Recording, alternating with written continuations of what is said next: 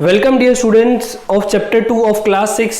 अब हम पढ़ेंगे चैप्टर 2 के बारे में। Chapter 2 is all about matter. Video start करने से पहले like my video, share my video and subscribe my video students, and if you want any improvement just comment there.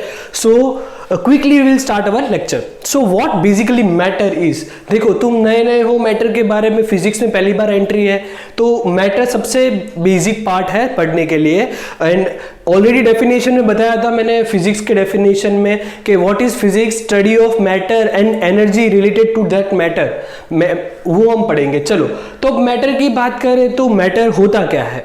तो एनीथिंग विच ऑक्यूपाई स्पेस, कोई भी चीज जो space occupy करेगा और उसके पास मास होगा तो उसे हम बोलेंगे मैटर। अब बहुत दो ही टर्म इंपॉर्टेंट है मैटर को याद रखने के लिए, एक है स्पेस और एक है मास। तो स्पेस और मास को अच्छे से समझ लो तो हो जाएगा मैटर। तो स्टार्ट करने से पहले थोड़े और हम एग्जांपल्स देखते हैं मैटर्स के, जैसे पानी पी रहे हो, खाना खा रहे हो, हवा आ रही है, ये सारी की सारी चीजें मैटर है। क्यों? ये कुछ ना कुछ स्पेस ऑक्यूपाई करती है और इनके पास मास भी है, तो ये सारे के सारे मैटर्स है। चलो, तो मैटर्स कौन से नहीं है तो उसकी भी हम बात कर लेते हैं। ठीक है, लाइट मैटर नहीं है, फीलिंग ऑफ हैप्पीनेस मैटर नहीं है। क्या तुम हैप्पीनेस, जो तुम खुश हो, वो कोई मास है? क्या कोई स्पेस ऑक्यूपाई करता है? नहीं करता है, तो वो मैटर नहीं है। तो मैटर क्या क्या है? Anything which occupy space and mass is called matter. अब इसकी कैरेक्टरिस्टिक्स के बारे में पढ़ेंगे। तो what is the characteristics of matter, matter की कैरेक्टरिस्टिक्स क्या होती है। तो फर्स्ट वही दो पार्ट में डिवाइड करेंगे, matters occupy space and matters has मास। अब ऑक्यूपाई स्पेस को समझने के लिए, ओके, स्पेस को हम वॉल्यूम भी बोल सकते हैं।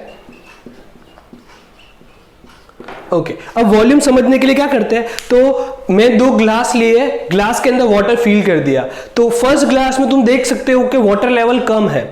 ठीक है, जब मैंने इसके अंदर वो स्टोन डाला तो what happened, water level rise हुआ। वाटर लेवल राइज होने का रीजन क्या होगा कि ये जो स्टोन का वॉल्यूम है इस पानी के अंदर ऐड हो चुका, इसकी वजह से वाटर का वॉल्यूम बढ़ चुका। तो यहां से हमने प्रूव किया कि वाटर के मैटर के पास वॉल्यूम होता है। अब मास की बात करेंगे, इसी पत्थर को हम वेट मशीन पे रख दो तो कुछ वेट मेजर कर पाओगे तुम? जो वेट मेजर हो रहा है मतलब इसके पास वेट भी है, तो ये हो गया मैटर। तो हमने यहां पे बता दिया कि इस दुनिया में कोई भी चीज जिसके पास स्पेस और मास है या वॉल्यूम, स्पेस मतलब वॉल्यूम, उसे हम बोलेंगे मैटर। ठीक है, तो क्या एयर मैटर है? तो yes students, you will say no, but yes air matter होती है। वो स्पेस ऑक्यूपाई करता है तुम्हारे रूम के अंदर और साथ ही साथ उसका वेट होता है बहुत बहुत कम होता है। अगर तुम्हें कभी देखना है तो कभी गोल्ड की शॉप में जाना, तो वहां पे वो सब क्या करते हैं कि जो वेजरिंग वेट होता है वो पूरे का पूरा एक ग्लास चेंबर में रखते हैं। रीजन क्या है कि गोल्ड को थोड़ा सा भी वेट ज्यादा कम हुआ तो क्या होगा, उससे ज्यादा प्राइस बढ़ जाएगी, इसलिए उसको ग्लास चेंबर में रखते हैं। और थोड़ा ज्यादा बहुत कैसे हो सकता है? Due to air. Okay students, अब हम कंपोजिशन ऑफ मैटर की बात करेंगे। चलो, ये मैटर बना किससे हुआ है स्टूडेंट्स? ठीक है, तो ये जो मैटर है बहुत, अगर इस मैटर में टुकड़े टुकड़े सबसे छोटा टुकड़ा कर दो ना, तो मुझे क्या मिलेगा? एक एटम। तो मैटर किससे बना हुआ है? A smallest tiny particle called an atom. Okay, और ये जो एटम्स होते हैं ना, ये एटम्स एक दूसरे से जुड़कर मॉलिक्यूल फॉर्म करते हैं। और मॉलिक्यूल भी बोल सकता हूं कि molecule is also a tiny particle of a matter. अब समझाते हैं तुमको, वापस से ध्यान से देखना। ठीक है, चलो एग्जांपल लेते हैं, एक वाटर का ग्लास लेते हैं हम।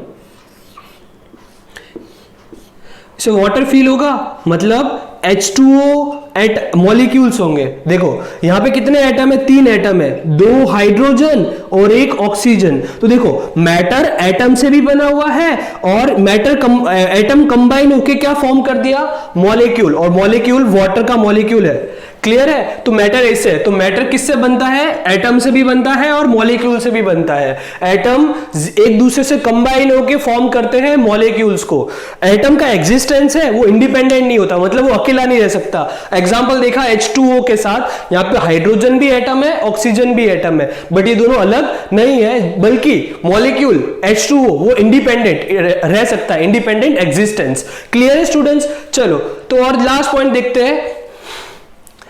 A molecules is a smallest particle which can exist independently and can retain their physical and chemical properties of the matter. और उसी H2O मॉलिक्यूल से तुम बता सकते हो कि पूरी की पूरी मैटर की फिजिकल प्रॉपर्टीज क्या है. जैसे H2O वाटर है, हमको पता है वाटर लिक्विड होता है, कलरलेस होता है, ऐसी सारी प्रॉपर्टीज हम सिर्फ मॉलिक्यूल से भी बता सकते हैं. अभी हमने देखा मॉलिक्यूल्स के बारे में, अब हम देखेंगे मॉलिक्यूल्स बनते हैं एटम से. तो ये एटम को फाइंड करने वाला कौन है? तो श्री आचार्य कन्नडा. ठीक है, इन्होंने एक फिलॉसफी दिया था. फिलॉसफी में क्या था कि अगर मैं मैटर को तोड़ना शुरू करूं तो वो टूटते टूटते सबसे छोटे पार्ट पे आएंगे, जिसको बोला उन्होंने अणु. अणु मतलब एटम. अपने इंडियन साइंटिस्ट थे इसलिए अणु, एटम को हिंदी में अणु बोलते हैं. ठीक है, तो अणु से उन्होंने फाइंड किया. उन्होंने बहुत सारी थियरी दी एटम के रिलेटेड भी. चलो वो हम नहीं पढ़ते आगे, हमको इतना ही याद रखना है. Now about the states of matter. तो हमारे पास 3 स्टेट्स ऑफ मैटर है, सॉलिड, लिक्विड एंड गैस. और ये जो 3 स्टेट ऑफ मैटर है ना, वो कैसे डिपेंडेंट है कि ये जो एटम है मैटर के अंदर कैसे अरेंज है, उसके अरेंजमेंट पर डिपेंडेंट है सॉलिड, लिक्विड और गैस. और ये अरेंजमेंट किस पे डिपेंड करता है? 2 पैरामीटर, ऐसे 3 पैरामीटर है, intermolecular force, intermolecular space and kinetic theory, kinetic energy. But तुमको जो पढ़ना है वो intermolecular force and intermolecular space है. डरो मत बच्चों, हम अच्छे से बताएंगे कि क्या होता है intermolecular force and intermolecular space. चलो, तो states of matter, 3 states of matter, solid, liquid and gas, और उनके अरेंजमेंट पे डिपेंड करते हैं ये तीनों.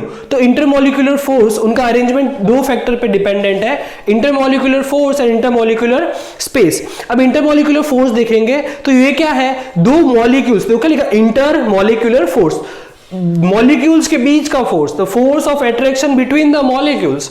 इंटरमॉलिक्यूलर स्पेस, इंटरमॉलिक्यूलर मतलब देखो, इंटर मतलब बीच में, मॉलिक्यूलर के स्पेस कितना है, तो space between the molecules. Example देखते हैं. देखो ये रहा, एक मैटर कंसीडर किया है, मैटर में ये मॉलिक्यूल्स है. ये मॉलिक्यूल्स के बीच में देखो, ये जो फोर्स होगा इन दोनों के बीच में, जो एक दूसरे को खींचने की तरफ बढ़ेगा, उसको बोलेंगे हम इंटरमॉलिक्यूलर अट्रैक्शन फोर्स. और ये सब होने के बाद भी थोड़ी बहुत स्पेस बच जाएगी, तो ये जो स्पेस बची इसको बोलेंगे हम इंटरमॉलिक्यूलर स्पेस. क्लियर है students intermolecular force and intermolecular space के बारे में. चलो, arrangement, intermolecular force, intermolecular space पे सॉलिड, लिक्विड, गैस को हम डिफाइन करेंगे. तो हमने यहाँ पे एक शॉर्ट टर्म यूज किया हुआ है. इंटरमॉलिक्यूलर फोर्स के लिए हमने IMF यूज किया हुआ है, इंटरमॉलिक्यूलर स्पेस के लिए हमने IMS यूज किया हुआ है. स्टूडेंट ध्यान रखना. चलो, तो 1 बाय 1 हम क्लासिफाई करते हैं हम. ठीक है, देखो सॉलिड, सॉलिड में इंटरमॉलिक्यूलर फोर्स, हम जानते हैं सॉलिड कैसा मॉलिक्यूल होता है, एकदम स्ट्रांग होता है, सारे बहुत ऐसा ना तो फ्लो होता है, हाथ में पकड़ो फिक्स शेप का होता है. तो उसका रीजन क्या है तो देखते हैं. इंटरमॉलिक्यूलर फोर्स जो होता है वो बहुत स्ट्रॉन्गेस्ट होता है, मतलब अंदर जो मॉलिक्यूल्स होते हैं वो एक दूसरे को इतना खींच के पकड़ के रखते हैं जिससे वो इतना फिक्स शेप रखता है. इंटरमॉलिक्यूलर स्पेस, जब अट्रैक्शन फोर्स ज्यादा होगा तो what will happen, there will be no intermolecular space, मतलब बीच में कोई स्पेस नहीं होगा.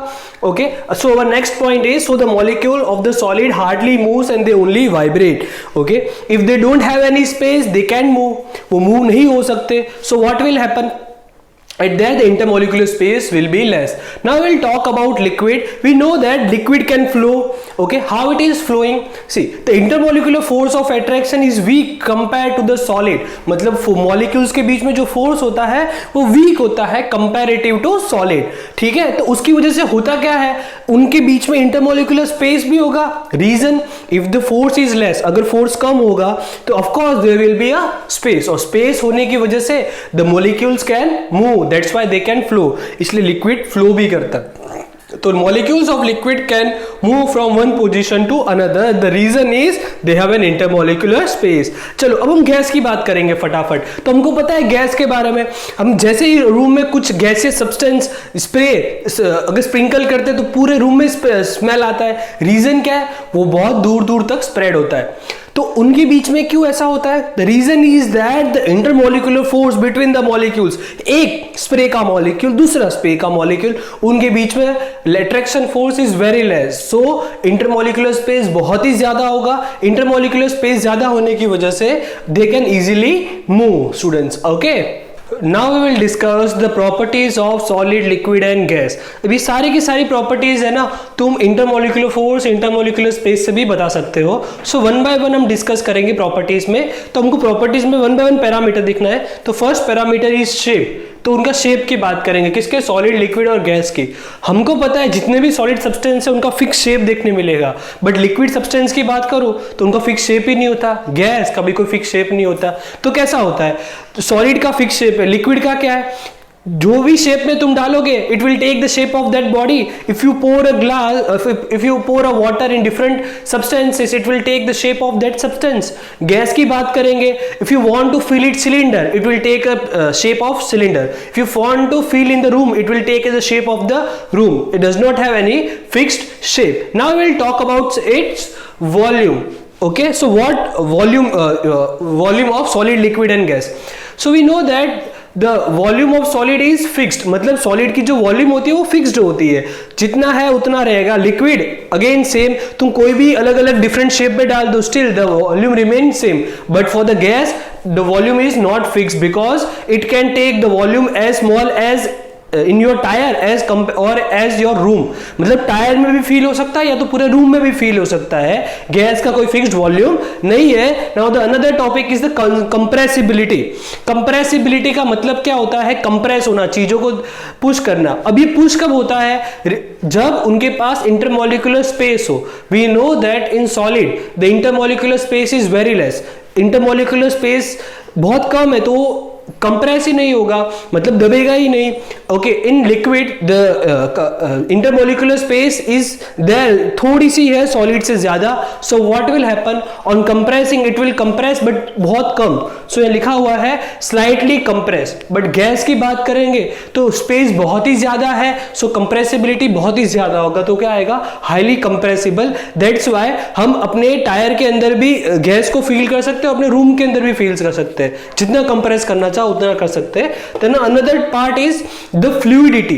फ्लूइडिटी का मतलब क्या होता है? अगर कोई भी सब्सटेंस फ्लो करेगा, मूव करेगा, तो उसे हम बोलेंगे फ्लूइडिटी। जैसे फ्लो की बात करूं, वाटर को तुम कहीं स्प्रिंकल कर दो तो क्या होगा? वो मूव करने स्टार्ट हो जाएगा जमीन के ऊपर भी, तो वो क्या हुआ? फ्लो होना स्टार्ट हो। बट वही अगर मैं सॉलिड सब्सटेंस को फेंकूं तो क्या फ्लो होगा? नहीं होगा। ओके, तो फ्लूइडिटी की बात करेंगे तो फ्लूइडिटी भी कैसा है? सॉलिड की fluidity is very less, liquid की है, गैस की तो बहुत ही ज्यादा है। Now about the movement of molecules. हमको पता है जो मैटर के अंदर जो मॉलिक्यूल्स होते हैं वो कंटिन्यूस मूवमेंट में होते हैं, बट सॉलिड के अंदर क्या है? स्पेस कम होने की वजह से वो अपनी जगह पर ही वाइब्रेट करते हैं। बट लिक्विड की बात करूं तो वहां पे उनके पास स्पेस है, तो स्पेस होने की वजह से होता क्या है? वो अपने फ्री सरफेस पे मूव कर सकते हैं। फ्री सरफेस मतलब अगर मैं ग्लास ऑफ वाटर लूं तो सबसे पहला जो ओपन सरफेस है जो एयर के कांटेक्ट में है, ग्लास अगर पानी लूं मैं, पानी ग्लास भर के, तो दो सरफेस होंगे, एक तो ग्लास के नीचे और एक तो ग्लास जो हवा में कांटेक्ट में होगा। तो उस सरफेस पे इजीली पार्टिकल मूव करते हैं। और गैस में मूवमेंट फ्रीली है, जहां देखो वहां वो मूवमेंट कर सकते हैं। क्लियर है स्टूडेंट्स? तो ये सब था, ये पूरा का पूरा किस पे? इंटरमोलिकुलर फोर्स और इंटरमोलिकुलर स्पेस पे है। अगर फोर्स ऑफ अट्रैक्शन ज्यादा होता है तो फिक्स्ड अपना शेप रखेगा, अगर नहीं है तो शेप चेंज होगा। वॉल्यूम के साथ भी ऐसा ही है। ठीक है स्टूडेंट्स? तो I hope you like the lectures, share to your friends students, and if you have any doubt comment below. Bye bye.